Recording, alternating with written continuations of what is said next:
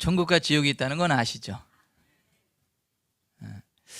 교회 다니는 모든 사람들은 무조건 지옥에 안 가고 다 천국에 가게 될까요? 저는 그랬으면 좋겠어요. 그 일요일 날 어디 쉬러 가지도 못하고 교회 나와서 이렇게 예배 드리는데 그것만 보고 또 다 천국 보내줬으면 얼마나 좋을까, 이런 생각을 한번 해보게 돼요. 성남제일교회를 목회하시던 고 박용규 목사님의 목사님 눈물을 거두세요 라는 책에 기록된 천국과 지옥 간증 중 지옥에 대한 간증 내용을 일부 소개해 봅니다. 나는 지옥이 과연 어떤 것일까 하는 호기심으로 지옥을 들여다보았을 때 너무도 깜짝 놀라 쓰러질 뻔했다. 천사는 나를 힘있게 붙들면서 저기 보이는 불 붙고 사람들이 아우성치며 울부짖는 곳이 지옥이요, 박 목사는 지옥의 상태를 자세히 보고 땅으로 돌아가서 교인들과 믿지 않는 사람들에게 지옥에서 되어지는 일들을 정확하게 말하고 지옥 가는 사람의 수가 적어지도록 전하시오 라고 말씀하셨다. 나는 천사의 말대로 지옥을 보며 누가복음 16장 19, 31절의 부자와 나사로에 대한 예수님의 비유의 말씀을 생각하였고, 또 마가복음 9장 43, 50절에 지옥에는 꺼지지 않는 불이 있으며 구더기가 죽지 않는 곳이라는 말씀과 요한계시록 21장 8절에 지옥에 대한 말씀 중 유황불과 지옥에 꺼지지 않는 불못에서 죄인들이 영벌을 받는 곳이라 말씀하신 것을 생각할 수 있었다. 나는 지옥에서 셀 수 없이 많은 죄인들의 영원히 꺼지지 않는 유황불 가운데에서 괴로워하며 울부짖는 모습들을 똑똑히 보았다. 그리고 천사에게 물었다.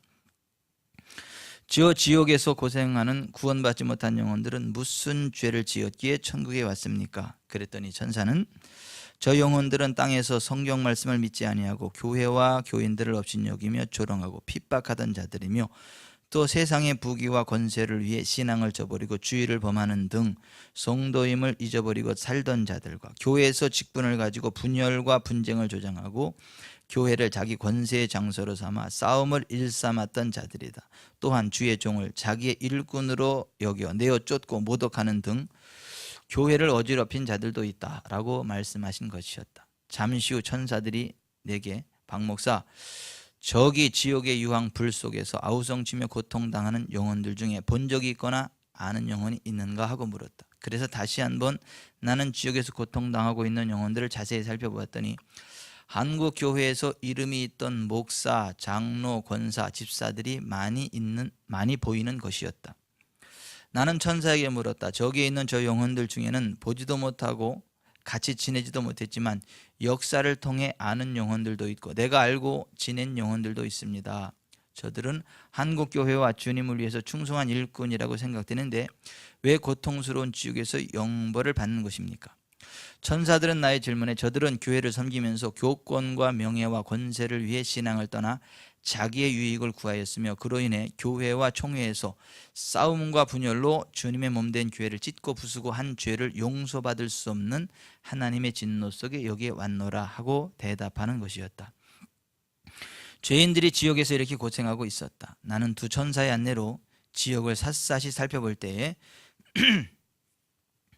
세상에서 죄짓고 살다가 죽은 영혼들과 예수 믿는다고 하면서 하나님을 배반하고 교회를 욕되게 하여 자기의 정욕대로 살다가 죽은 영혼들이 지옥에서 영벌받으며 고생하는 모습을 세 가지로 말할 수 있겠다. 성남제일교회를 담임하시던 고 박용규 목사님의 간증 내용 중 일부입니다.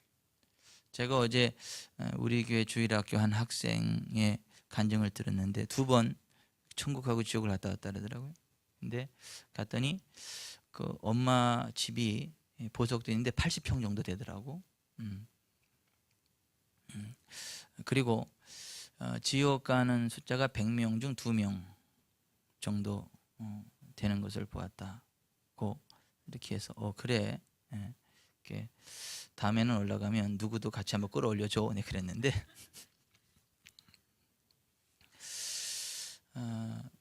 이렇게 교회 다니는 사람들이 다 천국 가면 얼마나 좋겠어요? 또 이 세상에 있는 모든 교회들이 다 주님으로부터 인정받고 천국 가면 얼마나 좋겠어요. 그런데 교회라 칭하여지는 단체지만 실제로는 주님과 상관없는 단체들이 많다는 거죠. 그리스도인이라 칭하는 사람들 가운데 실제로는 그리스도인들이 아닌 사람들이 많이 있다는 거죠. 그리고 지옥에 떨어져서 고통당하는 영혼들이 많이 있다는 거죠. 어느덧 우리 지구촌 사랑교회가 창립된 지 11주년이 지나가고 지금 우리는 성경 말씀을 기준으로 해서 우리 지구촌 사랑교회는 주님께서 인정하시는 진짜 교회가 맞는가 하는 것을 진지하게 고민하며 점검해보는 시간을 갖고 있습니다.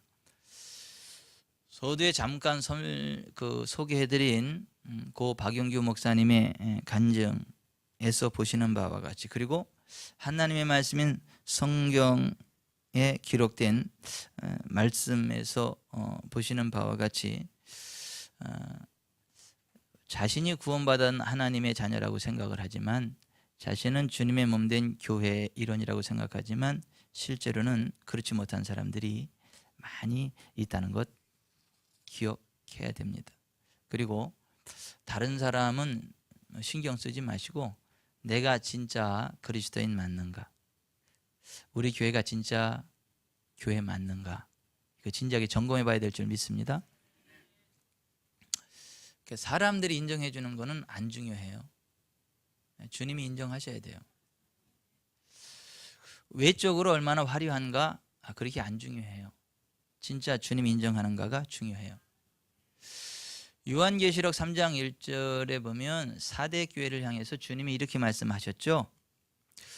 나는 네가 살아있고 활동적이라는 평판과는 달리 실제로는 죽은 상태에 있다는 것을 알고 있다. 현대어 성경으로 제가 읽어드렸어요. 잘 들어보세요. 네가 살아있고 활동적이라는 평판과는 달리 실제로는 죽은 상태에 있다.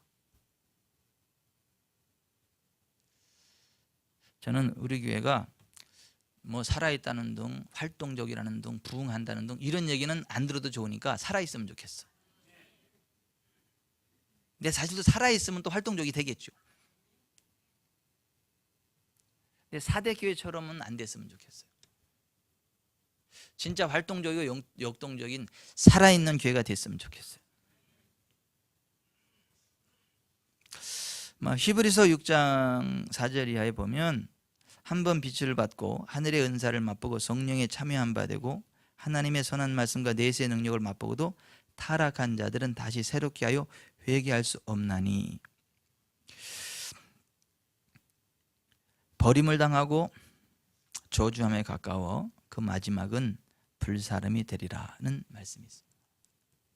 히브리서 10장 26절 우리가 진리를 아는 지식을 받은 후 짐짓이란 말은 일부러입니다. 일부러 죄를 범한 즉 다시 속죄하는 죄사가 없고 오직 무서운 마음으로 심판을 기다리는 것과 대적하는 자를 태울 맹렬한 불만이 있으리라.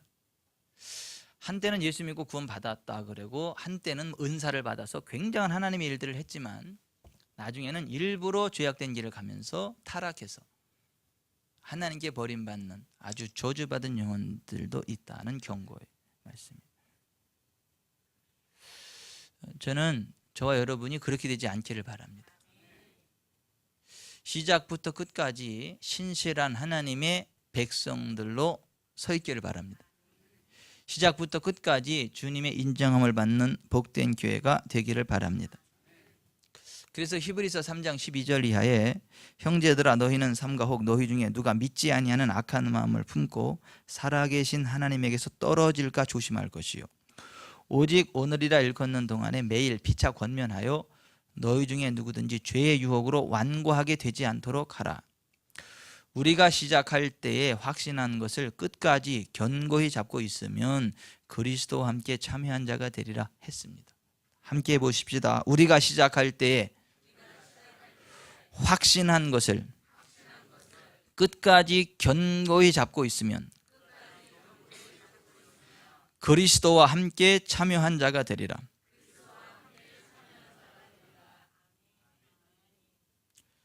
우리가 시작할 때 확신한 것을 끝까지 견고히 잡고 있으면이라고 하는 거예요.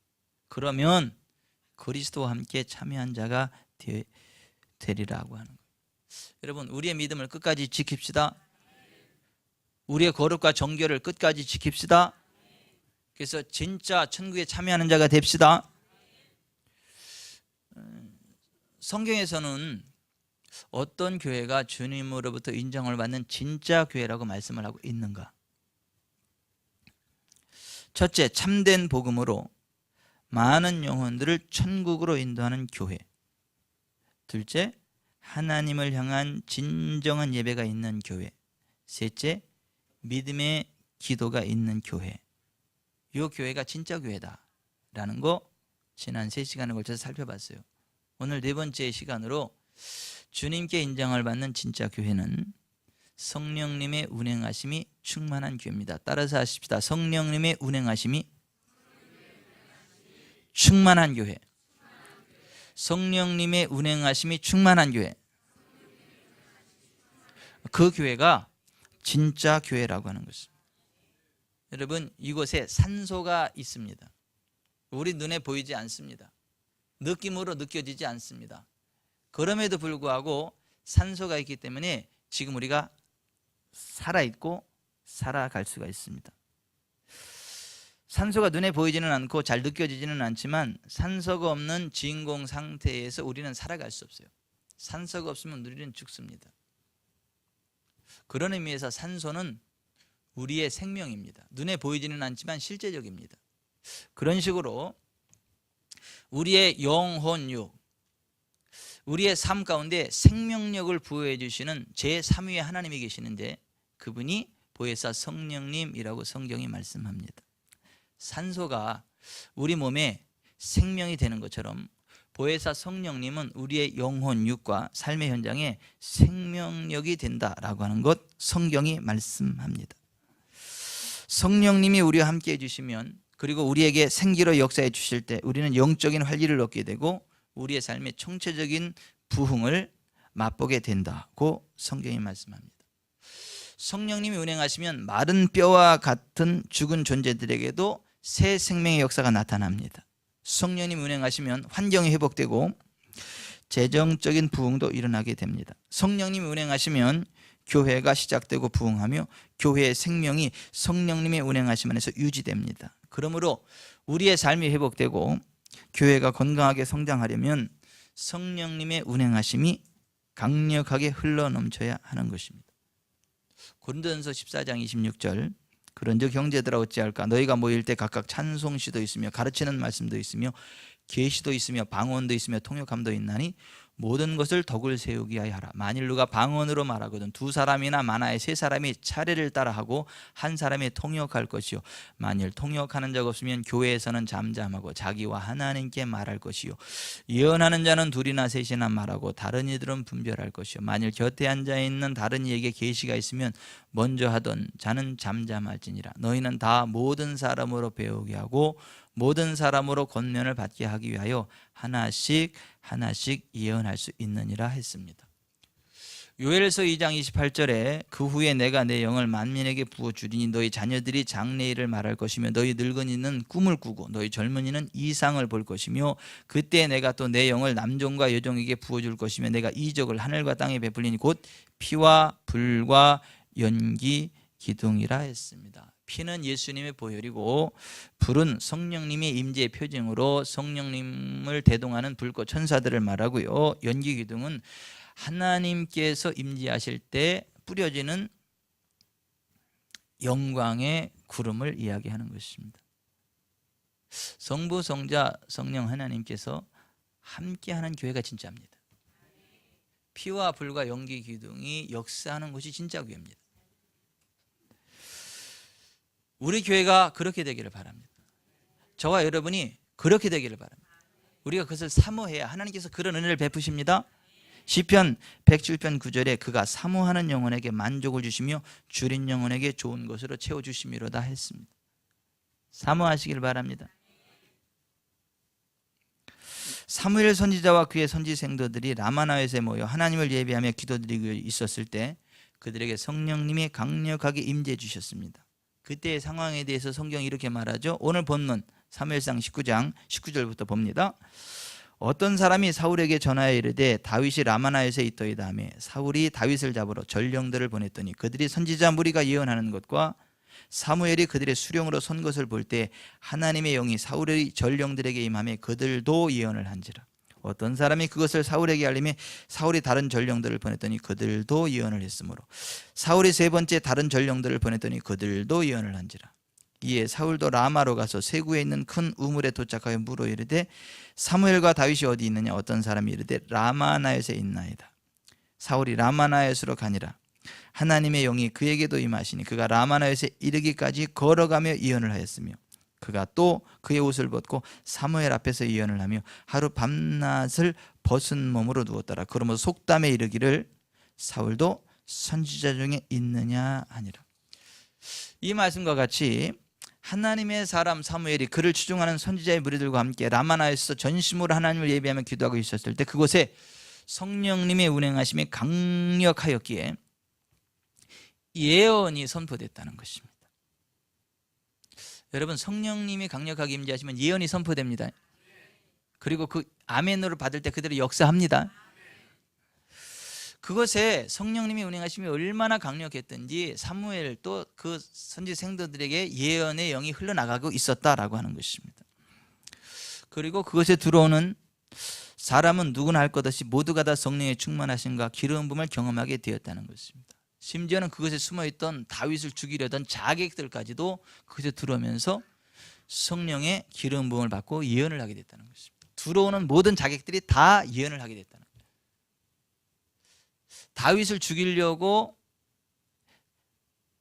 다윗을 찾아 라마나에스로 향하던 사울은 그것을 향하는 그 순간부터 성령의 임재가 얼마나 강했던지 그도 예언을 했고 성령이 얼마나 막 강력하게 뜨겁게 임했던지 옷을 입고 있을 수가 없어가지고 옷을 다 벗고 벗은 몸으로 아바바바 따따따 짜짜짜 하면서 하루 종일 예언을 했다라고 하는. 성령께서 그 라마나잇이라고 하는 한 장소를 강력하게 장악하셨다는 거예요. 운행하셨다는 거예요. 우리 교회가 그렇게 되기를 바랍니다. 여러분의 삶의 현장이 그렇게 되기를 바랍니다. 그러한 교회가 진짜 교회라는 거예요. 그 라마나잇은 구약 시대에 있었던 사건이에요. 신약 시대에는 요한 마가의 다락방에서 라마나잇과 동일한 역사가 나타났어요. 사도행전 2장 1절 오순절 날이 이미 이르매 그들이 다 같이 한 곳에 모였더니 호련히 하늘로부터 급하고 강한 바람 같은 소리가 있어 그들이 앉은 온 집에 가득하며 마치 불의 혀처럼 갈라지는 것들이 그들에게 보여 각 사람 위에 하나씩 임하여 있더니 그들이 다 성령의 충만함을 받고 성령이 말하게 하심을 따라 다른 언어들로 말하기를 시작하니라. 예수님이 하늘나라 승천하시면서 너희는 예루살렘을 떠나지 말고 내게 들은 바 아버지 약속하신 것을 기다리라고 말씀을 하셨어요. 너희는 몇 날이 못되어 성령으로 침례를 받으리라 그랬어요. 예수님의 그 말씀을 믿고 예루살렘으로 돌아와서 요한 마가의 다락방에서 성령님의 임재를 요청했던 120명의 성도들에게 성령이 임하셨다는 거예요. 그들이 앉았던 그 요한 마가의 다락방 전체에 성령의 기름이 강력하게 임재하셨다라고 하는 것입니다. 이것이 그렇게 되기를 바랍니다. 여러분의 삶의 현장이 그렇게 되기를 바랍니다. 근데 그것은요, 그 성령님의 임재와 다스리심을 원하는 자들에게만 역사합니다. 그것을 사모하는 영혼들이 있는 곳에만 그러한 역사가 일어납니다. 예루살렘 전체에 그러한 역사가 있었던 게 아니고 그 성령님의 역사를 사모하고 기도했던 120명의 성도들이 모여있던 요한 마가의 다락방에만 그러한 역사가 일어났다.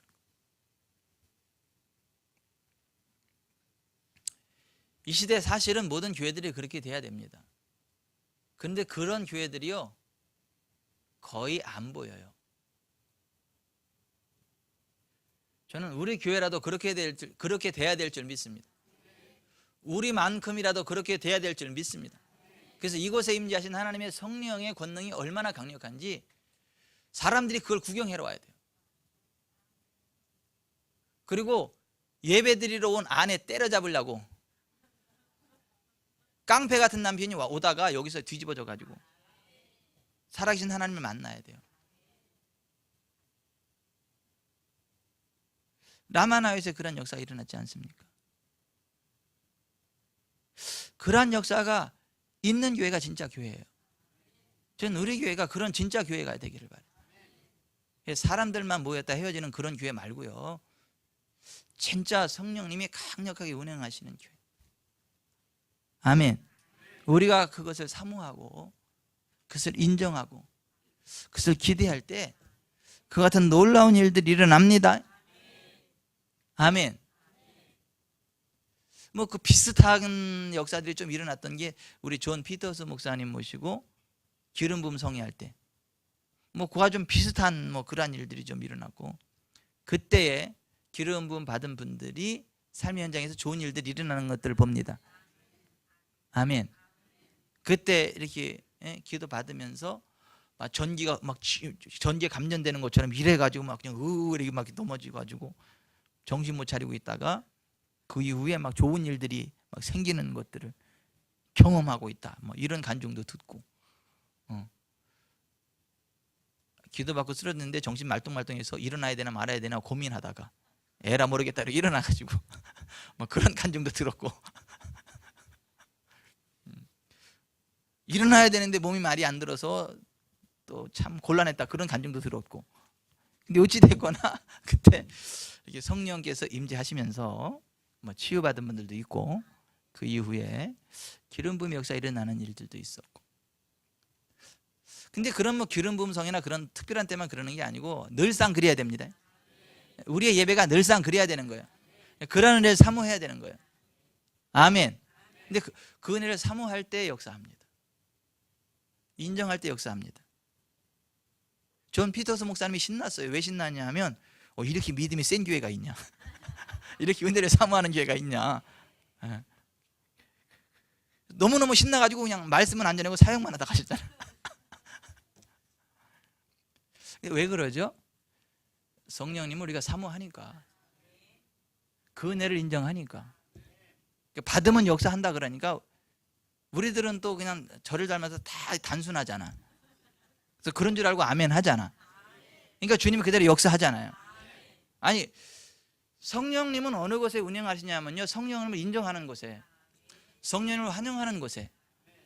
그리고 성령님이 운행하시면 진짜 악한 사람도 바뀌어집니다. 치유가 일어납니다. 회복이 일어납니다. 놀라운 일들이 일어납니다. 그래서 성령님의 운행하심이 있는 교회가 진짜 교회예요.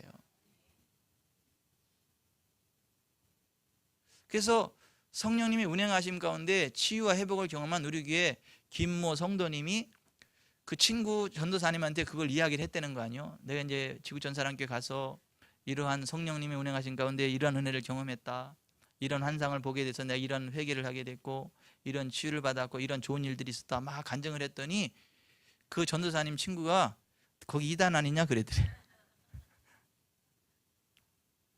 무슨 그런 게 있냐고. 나는 연례 행사로 병원에 간다고.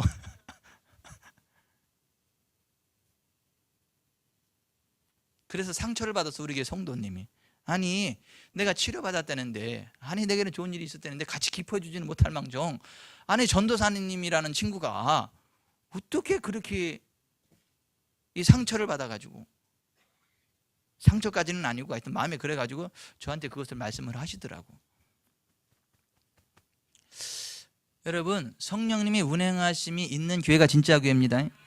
성령님이 운행하심이 없는 교회가 가짜 교회입니다.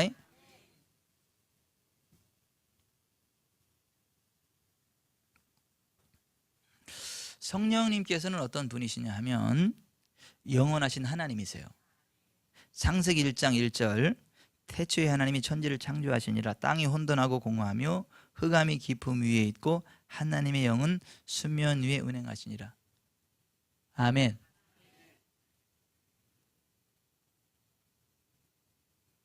성령님은요 전지하신 하나님이십니다. 오직 하나님이 성령으로 이것을 우리에게 보이셨으니 성령은 모든 것 곧 하나님의 깊은 것까지도 통달하시느니라. 여러분, 성령님은요 모든 것을 아십니다. 그래서 예언의 능력을 주십니다.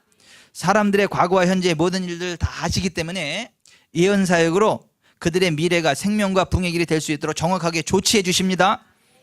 성령님의 운행하심 안에서 예언 사역이 펼쳐지는 곳, 그것이 진짜 교회예요. 근데 이런 건 속지 마세요. 자기도 힘들면서 따라 그러면서 이상한 소리 하는데 그런 건 속지 마세요.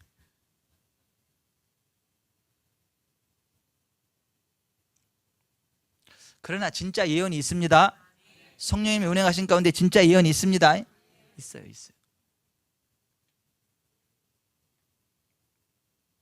성령님은 전능하신 하나님이십니다. 내 말과 내 전도함이 설득력 있는 지혜의 말로 하지 아니하고 다만 성령의 나타나심과 능력을 하여 너희 믿음이 사람의 지혜에 있지 아니하고 다만 하나님의 능력에 있게 하려 하였노라. 오직 나는 여호와의 영으로 말미암아 능력과 정의와 용기로 충만해져서 야곱의 허물과 이스라엘의 죄를 그들에게 보이리라. 미가서 3장 8절. 성령님은 전능하신 하나님이십니다. 성령님은요, 어느 곳에나 계신 편지하신 하나님이십니다.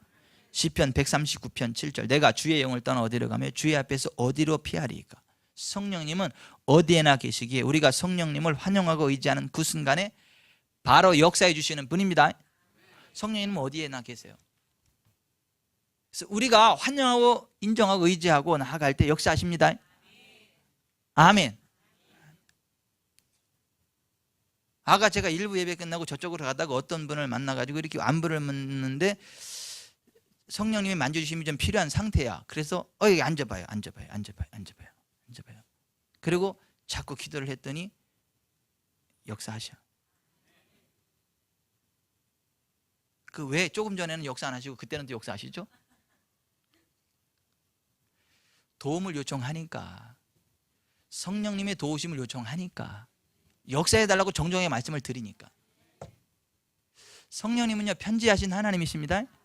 어느 곳에나 계십니다. 언제나 계십니다. 근데 우리가 그 성령님을 환영하고 인정할 때, 의지할 때 성령님이 역사하신다. 성령님은요, 거룩하신 하나님이세요.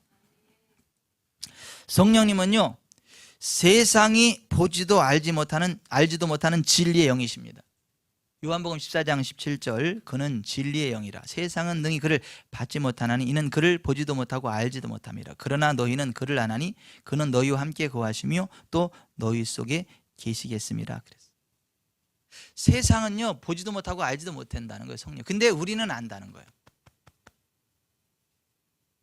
성령님을 모르면 가짜입니다. 그 사람이 하나님의 자녀냐 세상 사람이냐를 뭘로 판단하는 거냐 하면, 성령님을 알면 그 사람은 하나님께 속한 사람이라는 거예요. 성령님을 알지도 못하고 보지도 못하는 것은 세상이라는 거예요. 예수님의 가르침에 의하자면 그런 거예요. 제가 언젠가 어떤 영성 목회를 표방하는 어떤 목사님하고 이야기할 기회가 있었어요. 그분은 큰 교회 후임자로 갔어요. 큰 교회 후임자로 가서 이렇게 이제 담임 목회를 하는 그런 분이었어요. 사이즈가 크죠.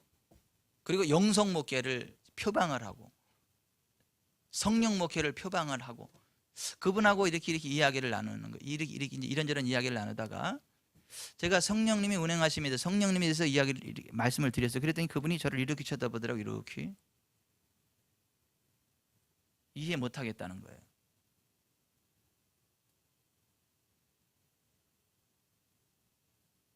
성령님을 모르는 거예요. 교리적으로는 아는데 실제로는 모르는 거예요. 이론적으로는 아는데 실제로는 성령님을 모르는 거예요.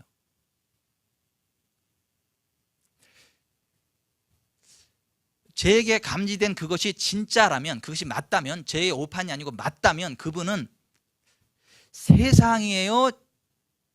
세상에 속한 사람이에요? 주님께 속한 사람이에요? 큰 교회 후임자로 가서 큰 교회 담임 목사로 있을지라도 그분은 세상에 속한 사람이지 주님께 속한 사람은 아니에요. 끔찍한 생각이 들더라고요. 성령님은 세상이 보지도 못하고 알지도 못하는 진리의 영이세요. 그는 진리의 영이라 세상은 능히 그를 받지 못하나니 이는 그를 보지도 못하고 알지도 못함이라. 그러나 너희는 그를 아나니 그는 너희와 함께 거하시며 또 너희 속에 계시겠음이니라.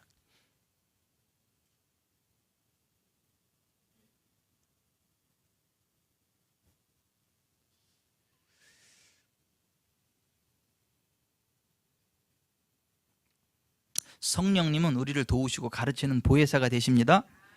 요한복음 14장 16절 내가 아버지께 구하겠으니 그가 또 다른 보혜사를 너희에게 주사 영원토록 너희와 함께 있게 하리니 그는 진리의 영이라.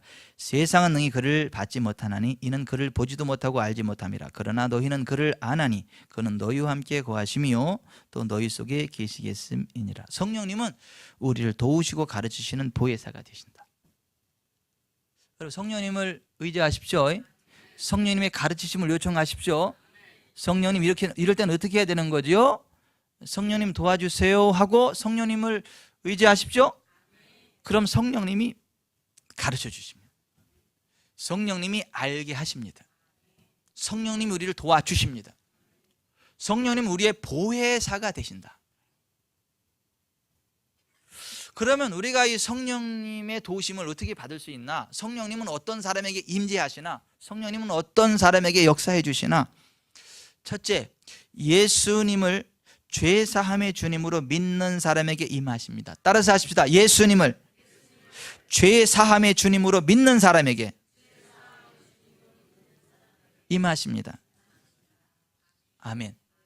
여러분, 베드로가 로마 백부장 고넬료의 가정에서 예수 그리스도께서 만유의 주가 되시며 유대인들이 나무에 달아 죽인 그분을 하나님께서 사흘 만에 다시 살리셔서 살아있는 자와 죽은 자의 재판장으로 정하셨기에 그분을 믿는 모든 사람이 다 그의 이름을 힘입어 죄사함을 받는다는 말을 했을 때 그 말을 받으며 예수 그리스도를 영접한 모든 사람들에게 성령님이 임하셨습니다. 그들이 방언을 말하며 하나님을 높이게 되었습니다. 성령님은 예수님을 주님으로 믿고 영접하는 사람들에게 임하십니다.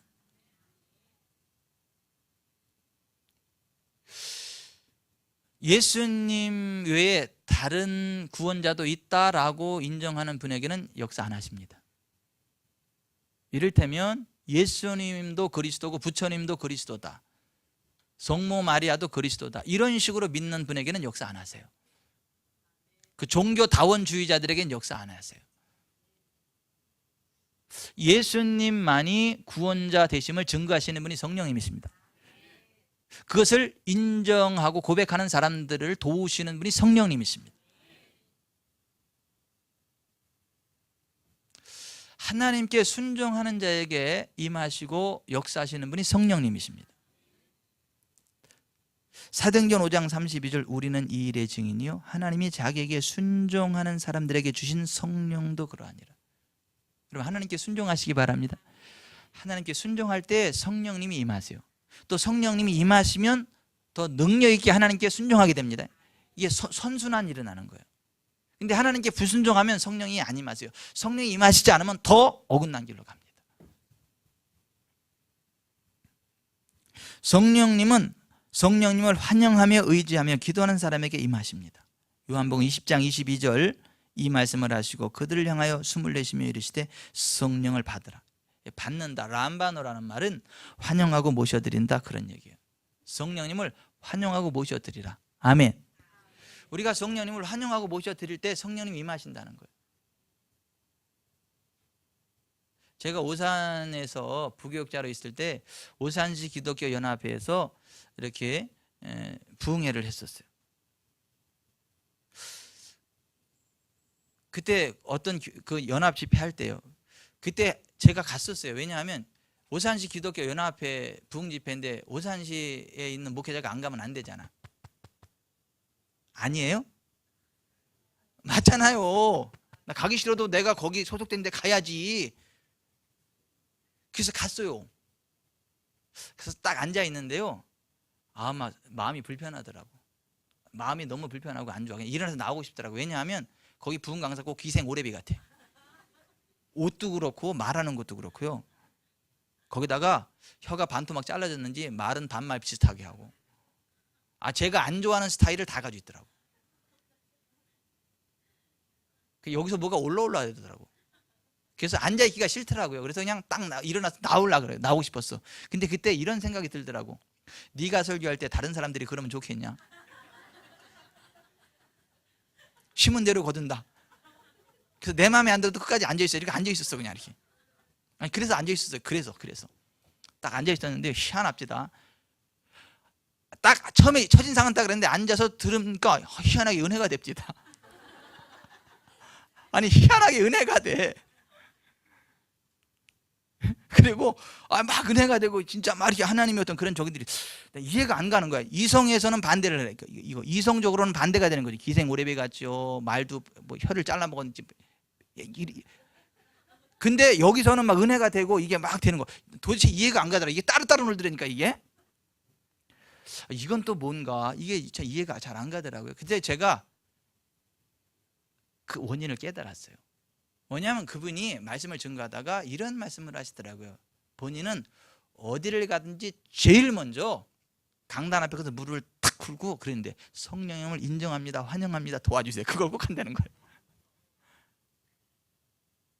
어디를 가든지 제일 먼저 무릎을 딱 꿇고 가서 성령님을 인정합니다, 환영합니다, 의지합니다.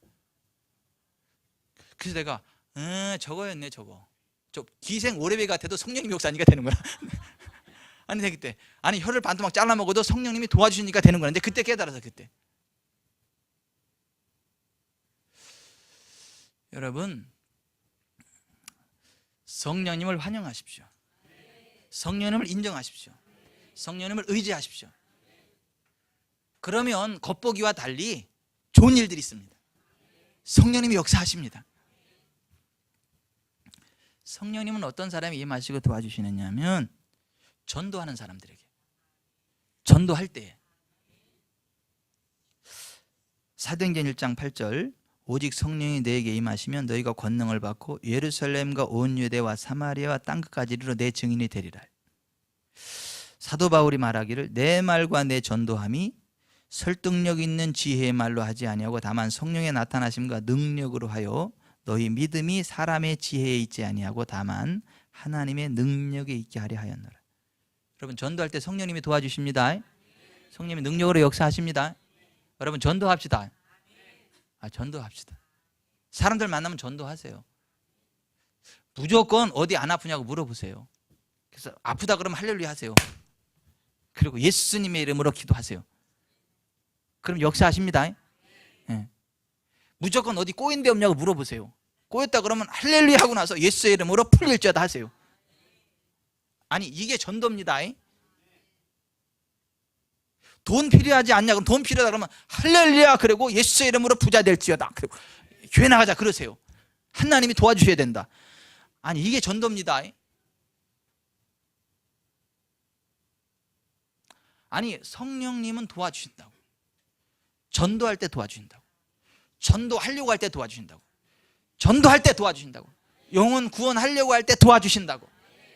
근데 우리가 그걸 잊어버리니까 전도하려고 하는 그걸 잊어버리고 자꾸 엉뚱한 쪽으로 이게 막 신경이 막 빼앗기고 자꾸 엉뚱한 것 하려고 하니까 그 성령님의 도우심이 별로 안 나타나고 성령님의 은사도 안 나타나고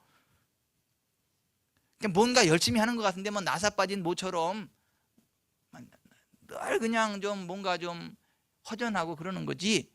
진짜 우리가 전도하려고 하면 성령님 도와주십니다. 아멘. 그리고 성령님은요, 성령님을 사모하면서 성령의 사람에게 안수받을 때 임하세요. 하나님이 세우신 하나님의 사람에게 안수받을 때 성령님이 임하십니다. 사도행전 8장 14절 예루살렘에 있는 사도들이 사마리아도 하나님의 말씀을 받았다 함을 듣고 베드로와 요한을 보내매 그들이 내려가서 그들을 위하여 성령 받기를 기도하니 이는 아직 한 사람에게도 성령 내리신 일이 없고 오직 주 예수의 이름으로 침례만 받을 뿐이더라. 이에 두 사도가 그들에게 안수함에 성령을 받는지라. 주의 종이 여러분 성령의 기름 부음을 받기로 나면 주의 종이 안수 기도를 받으세요. 근데 아무에게나 받지 마세요. 이게 무속의 영으로 사역하는 사람한테 안수 받으면 그 무속의 영이 흘러 들어갑니다. 무속의 영이 흘러 들어가요.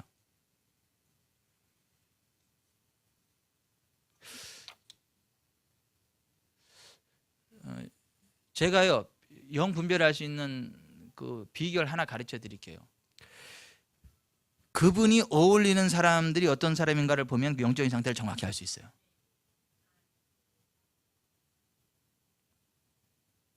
제가 저번에 제 아내하고 어디를 갔었어요. 근데 어떤 목사님들의 한 부류가 있더라고. 한 목사님들의 부류가 이렇게 있더라고요. 근데요 조폭 같아. 난 조폭인 줄 어깨들인 줄 알았어. 말하는 것도 그렇고 표정도 그렇고 여기 포마드 바른 것도 그렇고 말하는 스타일도 그렇고 이게 다 난 어깨인 줄 알았어요. 어깨. 근데 자세히 보니까 내가 아는 목사님이 거기 있더라고. 얘기를 들어보니까 목사님들이더라고. 근데 그분은 굉장히 신실하신 분이에요. 근데 그 색깔이 들어갔더라고. 아니 그 색깔이 들어가 있더라고. 제가 굉장히 안타까워하면서 야 이건 또 뭐지? 이건 또 뭐라 이건? 아니 그 영분별이 센 제 아내가 그러더라고. 조폭 같다고. 영 그 목회자 냄새가 전혀 안 난다고.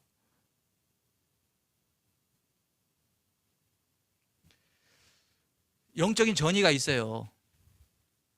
성령의 사람에게 안수를 받으면요 성령 임하십니다. 근데 무속의 영에 사로잡힌 사람에게 안수를 받거나 그런 사람과 어울리면요 그 영적인 흐름이 와요 이게. 그래서 이게 굉장히 중요한 거예요. 함부로 안수 받는 거 안 됩니다. 그러나 진짜 하나님의 사람에게 안수 받는 건 또 의미가 있습니다. 아멘. 존 피터스 목사님 같은 분, 그러한 분 이렇게 기도를 받으면 성령님이 역사하시죠.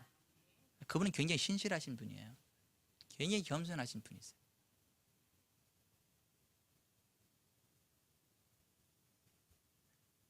근데 그렇지 않고 정결하지 않은 분들한테 기도 받지 마세요.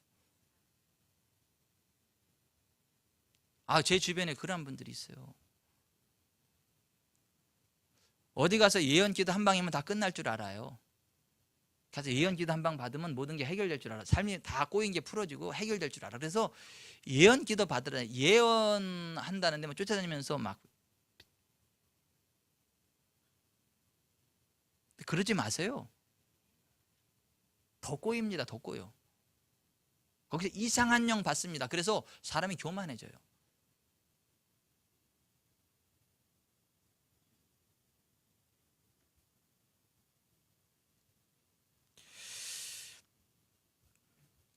여러분 성령님을 의지하십시오. 성령의 사람과 어울리십시오. 정결하지 못한 사람과 어울리지 마십시오. 정결하지 못한 사람은 성령의 사람이에요. 성령이라는 말 자체가 거룩한 영이란 말이에요. 거룩한 거예요. 정결하신 분이에요. 여러분 성령 충만한 사람이 어떻게 바람을 피우겠어요? 성령 충만한 사람이 어떻게 술을 먹겠어요? 성령 충만한 사람이 어떻게 도둑질을 하겠냐고요? 성령 충만한 사람이 어떻게 사기를 치겠냐고요?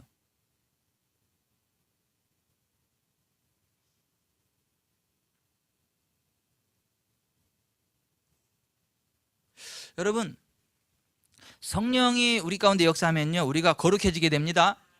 예수님을 닮아가게 됩니다.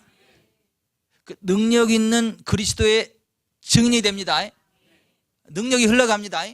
성령님의 능력이 흘러갑니다. 그래서 성령님 우리 함께 하시면요 우리는요 거룩해져요. 예수님의 형상을 닮아갑니다. 그리고 우리에게 능력이 나갑니다. 그냥 여러분 예수님의 이름을 붙잡고만 있어도요 역사가 나타납니다. 역사가 나타납니다. 사실 저는 기도할 때 말 많이 안 해요. 그냥 붙잡고 있어요. 예수 이름으로. 그러면 성령님이 역사하십니다. 왜냐하면 성령님이 능력으로 역사하시는 분이에요. 꼭 필요한 말만 하는 거예요. 꼭 필요한 말만 하는 거야. 그리고 여쭤보는 거예요. 성령님께. 그리고 성령님이 주시는 말만 하는 거예요. 성령님이 역사하라는 대로만 하는 거예요. 일부 예배 끝나고 누가 기도 받으러 왔어. 이 코 문제로다가 이 코가 뭐 어디가 뭐 막혀가지고 수술을 해야 된다나 뭐 이게 숨이 코로 잘 안 쉬어져가지고 힘들다고 수술을 해야 된다 그랬다고. 그럼 수술을 해야지 목사한테 왔대. 근데 기도받으러 왔어. 기도받으러. 하나님이 고쳐줄 걸 믿고 온 거죠. 아멘. 기도를 이렇게 하는데요, 제가 몇 번 했는지 아세요? 기도를 5번 했어요. 왜 5번 했는 줄 아세요? 예? 난 한 번에 끝냈으면 좋겠는데 딱 기도하는데 5번 그러더라고. 한 번에 끝냈으면 좋겠는데 5번이라는 마음에 감동이 오더라고. 그래서 5번 했어.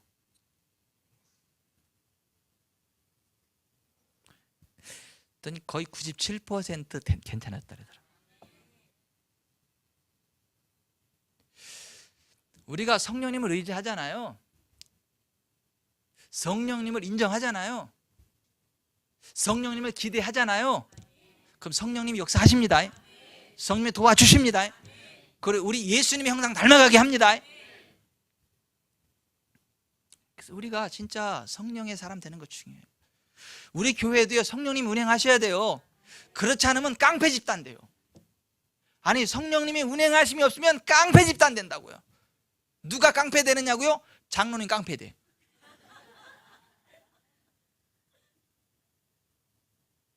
이영주 집사님 깡패 된다니까. 이영수님 깡패 된다니까. 김태희 집사님 깡패 돼. 여기 있는 남자 다 깡패. 안 될 것 같죠? 아이고, 난 아니요. 그런 사람이 진짜 깡패 된다니까.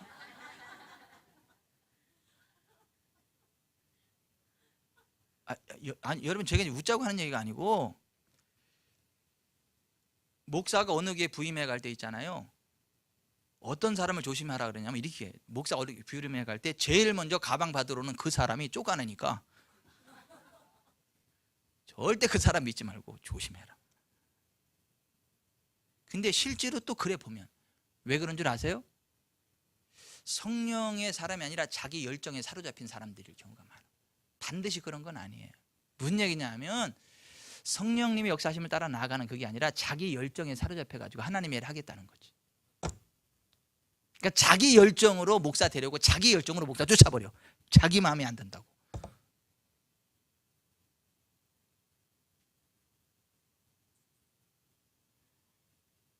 그때 저 어디 갈 때 또 가방도 안 들어주고 그러지 마세요.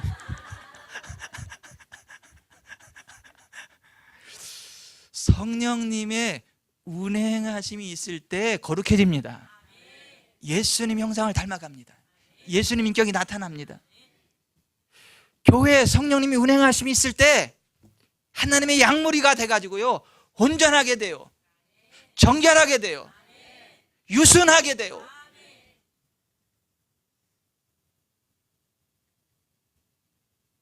제가 지금 지목하신 분들이 어딜 봐서 깡패가 될 것 같아요? 다 전혀 그렇지 않을 분들이지. 진짜 깡패 될 만한 분한테 얘기해봐. 나 맞아주고. 성령님이 운행하실 때 거기 예수 형상이 드러나요. 예수님의 인격이 드러나요. 하나님의 평강이 임한다. 성령님이 운행하심이 없으면 거기 인간의 혈기가 나와요. 전요, 지구전 사람께 목회하는 걸 진짜 감사해. 하나님께.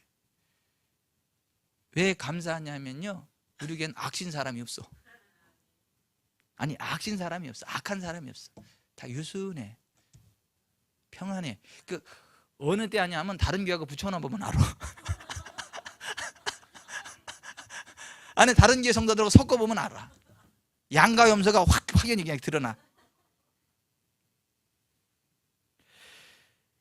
이번 그 단합대회 때 제자들 교회하고 갔잖아요. 제자들 교회 같이 갔잖아요. 제자들 교회 이석원 목사님이 저를 보더니, 참 목사님네 성도들이 참 너무 좋대. 너무 유순하고. 어째 그렇게 유순하냐고. 제가 그랬어요. 유순하지 않으면 내가 목회 못할 줄 아시고. 내 수준에 맞게 하나님이 그런 좋은 성도들을 붙여주셔서 그렇다. 그러면서 그분이 그런 말씀을 하세요. 여러 교회를 이렇게 만나서 같이 연합적인 활동도 해보고 이렇게 쭉 해보는데, 만나보면 안 돼. 그 교회에 저기 색깔들이 그냥 나와버린대요. 어디는 막 너무 억셔가지고 감당을 할 수가 없대.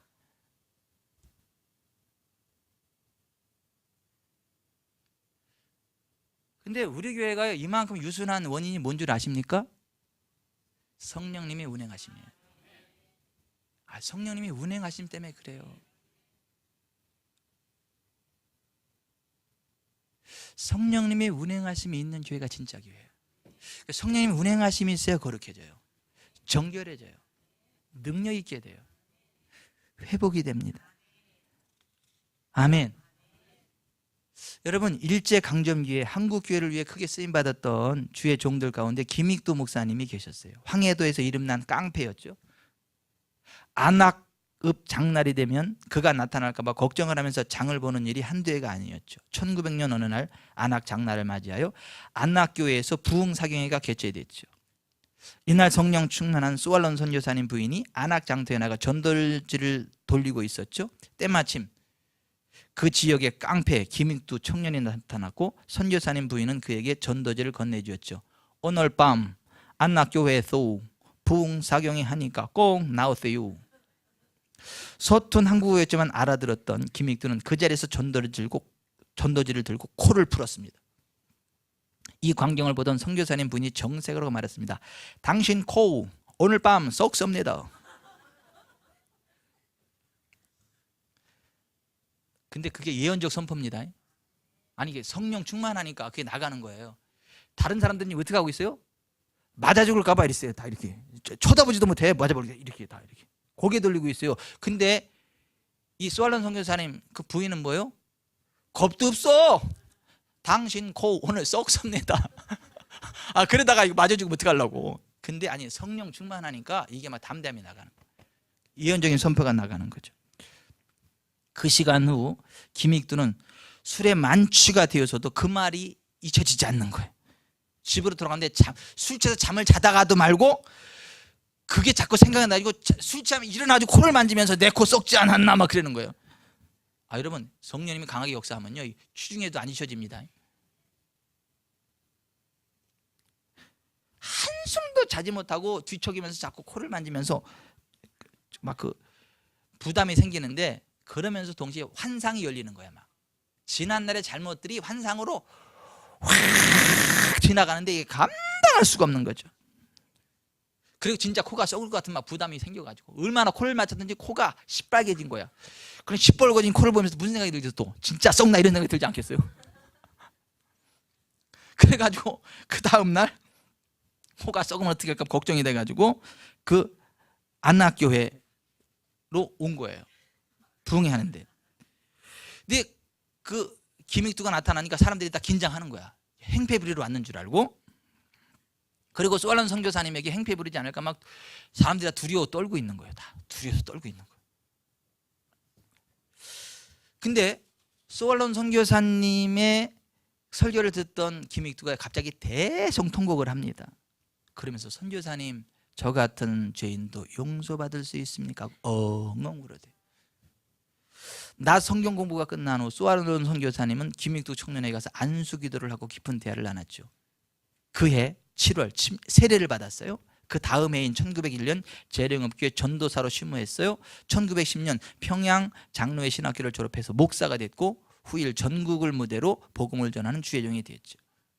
성령 충만한 김익두 목사님 말씀 전하는 곳마다 놀라운 회개의 역사가 일어났고 엄청난 치유의 기적이 일어났습니다. 8년 동안 걷지 못하던 소년, 등이 굽은 곱사, 병자, 한센병 환자, 폐병 환자, 혈류병자 등 엄청난 숫자의 병자들을 예수님의 이름으로 고쳤습니다.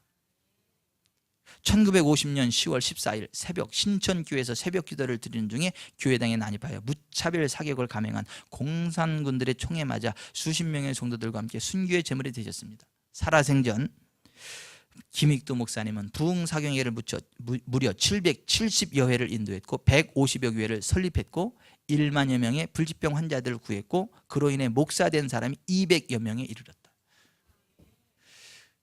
그 깡패 김익두가 사람들이 치를 들던 깡패 김익두가 그 훌륭한 주의 목사님이 된 그 이유가 뭐예요? 성령님의 운행하심입니다. 성령님의 역사입니다. 그러므로 성령님이 함께하면 됩니다. 성령님이 역사하면 바뀝니다. 성령님이 역사하면 깡패도 바뀌어요. 성령님이 역사하면 안 되던 거 돼요. 우리 교회 성령님이 역사해야 될 줄 믿습니다. 우리 삶의 현장 가운데 성령님이 역사해야 될 줄 믿습니다. 성령님이 운행하는 교회는 진짜 교회예요. 성령님이 운행하심이 있는 성도 진짜 성도예요.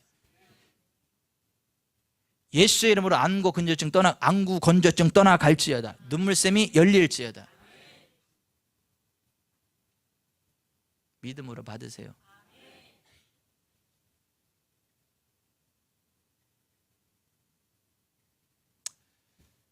여러분, 무속인도 진짜이고 가짜 있다는 거 아시죠? 어떤 무속인이 진짜예요? 신내림 받아가지고 귀신하고 통하는 무당이 진짜 무당이요. 근데 귀신하고 안 통하면서 그냥 눈대중으로 하는 무당은, 무속인은 뭐예요? 가짜야. 그런 식으로 가짜 교회가 있어요. 성령님이 운행하시면 가짜 교회, 성령님이 운행하시면 가짜 그리스도인. 가짜 되지 말고 진짜 됩시다. 기도합시다.